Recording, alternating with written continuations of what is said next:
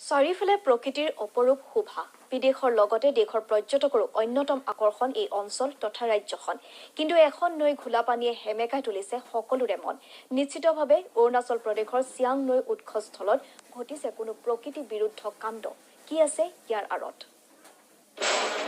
কিয় দূষিত চিয়াঙৰ পানী ব্ৰহ্মপুত্ৰৰ বিষাক্ত হ'ব নেকি কাৰণ বিচাৰি পাহাৰীয়া অৰুণাচলত প্ৰতিদিন টাইমৰ সাংবাদিক চিয়াঙৰ পানী লেতেৰা হ'ল কেনেকৈ চিয়াঙৰ পানীত চিমেণ্ট আৰু ধূলি মিহলি হ'ল কেনেকৈ চিয়াঙৰ যি অপৰূপ সৌন্দৰ্য আছিল সেই অপৰূপ সৌন্দৰ্য বিনষ্ট হৈছে কিয় ক'ত উৎপত্তি সেই প্ৰদূষণৰ প্ৰকৃতিৰ অপৰূপ সৌন্দৰ্য পৰ্যটকৰ আকৰ্ষণৰ কেন্দ্ৰ কিন্তু ঘোলা পানীৰ বাবে সকলোতে কেৱল নিৰাশা এক বিশেষ সূত্ৰৰ অন্বেষণত প্ৰতিদিন তাই কিন্তু কেতিয়াৰ পৰা কেনেকৈ দূষিত চিয়াঙৰ পানী नहीं ऐसा तो नहीं है गिरिन था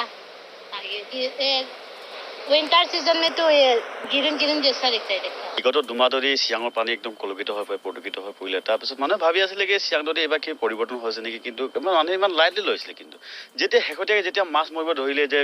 গৰমৰ পশুধনৰ যে মৃত্যু হ'ল তাৰপিছত মানুহে হতাশত অৱম্ব হৈ পৰিলে যে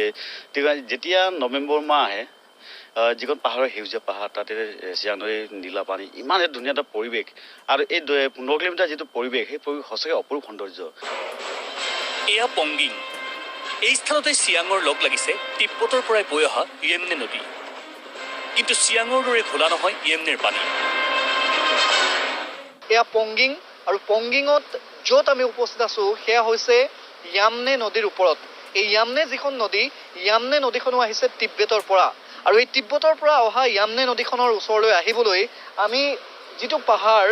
আপোনালোকে মোৰ পাছফালে দেখিছে সেই পাহাৰৰ ওপৰেদি ৰাস্তা আৰু তাৰ পৰা অন্তত 2.5 কিলোমিটাৰ তলত ইয়াত আমি উপস্থিত হৈছোহি আৰু ইয়াত প্ৰথমতে দেখুৱাবলৈ লৈছোঁ যিখন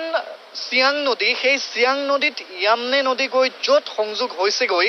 সেই যিটো সংযোগস্থলী সেই সংযোগস্থলীটো আমি দেখুৱাব লৈছোঁ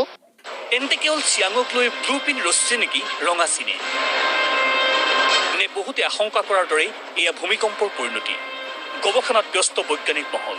লাগে এক সুদুত্তৰ কাৰণ ইয়াৰ ওপৰতে নিৰ্ভৰশীল মহাবাহু ব্ৰহ্মপুত্ৰৰ ভৱিষ্যত চৰণজীৱীৰ সহযোগত কেমেৰা পাৰ্চন মৃন্ময়ৰ সৈতে কৌস্তভ মণি কাকতিৰ ৰিপৰ্ট প্ৰতিদিন টাইম